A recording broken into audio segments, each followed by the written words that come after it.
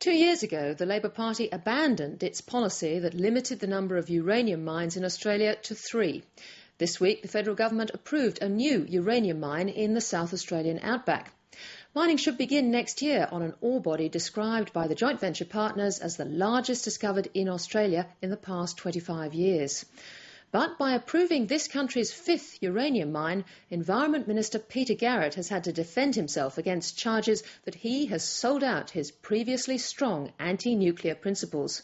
Mike Sexton reports. As long as you're going to offend no one and satisfy the people who've got the most money, you stay in government. Well, we don't like those kind of governments in Australia.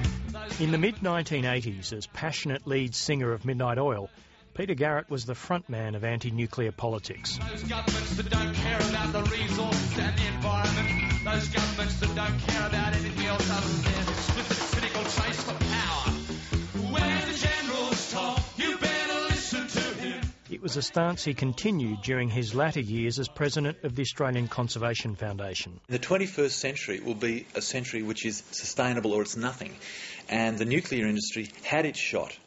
But this morning, the Federal Minister for the Environment, Heritage and Arts was singing from a different song sheet, defending his decision to approve a new uranium mine in the South Australian outback. I approve a lot of decisions right around Australia, and Australians can be confident that when Peter Garrett's the Environment Minister, he will make sure that the environmental standards are the highest that they can be and that they need to be. That's my job as a Minister. I'll continue to do it. South Australia already has 2 sites where uranium is mined, the underground operation at Olympic Dam and at Beverley, 550 kilometres north of Adelaide. The new 4 Mile mine will now operate nearby Beverley and use the same facilities to process the uranium extracted from the ground. It's a particularly good resource. In fact, it's been commented that it really is one of the best new discoveries of uranium anywhere in the world in the last few decades. So it's a very, very significant discovery when it was made several years ago, and the fact that it's now being developed is, I think, very good news for the state. This part of South Australia is rich in uranium deposits, but much of it's suspended in underground saline water. To extract it, mining companies use a controversial system called in situ leaching, where sulfuric acid and other chemicals are pumped into the aquifer to dissolve the uranium, which is then brought to the surface in a slurry for processing. The waste is then returned to the aquifer, a process Peter Garrett raged against in 1999 when the Beverley mine was approved.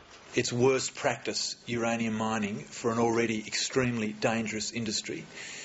It may open up the potential for a whole range of uranium mining within South Australia and Western Australia, with long-term consequences for the groundwater and the environment of this region, which just simply can't be predicted.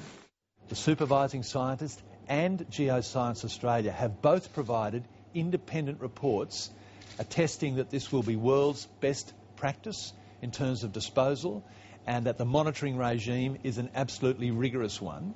And I have set the bar to the highest level to protect the environment in a way which I know it must be protected. Peter Garrett isn't the only one being accused of being a born-again nuclear proponent. The Labor Party in South Australia promised at the past election to oppose the establishment of any new uranium mines, something that now seems all but assured. Now that the federal approval has been granted, the state is now in a position to be able to offer the company a mining lease. Once that's offered, the company will then prepare its mining and rehabilitation plan, or MARP, which is really the final step. So most of the hard work in terms of processing the application has been done. Labor don't have a consistent nor a uniform position on uranium across Australia. And the federal Labor government and the South Australian Labor governments, Labor is wrong on uranium in this respect. They're out of touch with community values and expectations. David Noonan is the Australian Conservation Foundation's nuclear-free campaigner and believes the concerns Peter Garrett had a decade ago about in situ acid leach mining remains valid. It's a groundwater reserve. It's part of the Australian natural environment. We want to see the mining industry be able to demonstrate that they can protect the environment and, at a very minimum, rehabilitate their impacts on our environment. If you can't do that as a mining company, you shouldn't be in operation. So it's a real pleasure for me today to be able to announce the 5 recipients. Today, Peter Garrett was back in familiar territory, on stage, announcing funding for Indigenous musicians. I guess you'll never see through my By approving the new mine, he continues to have to defend himself against charges he sold out on his past performances. Look, that's an old song.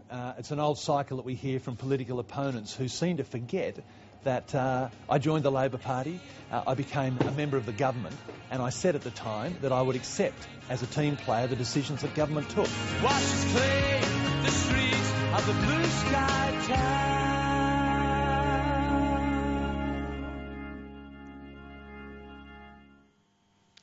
Mike Sexton with that report.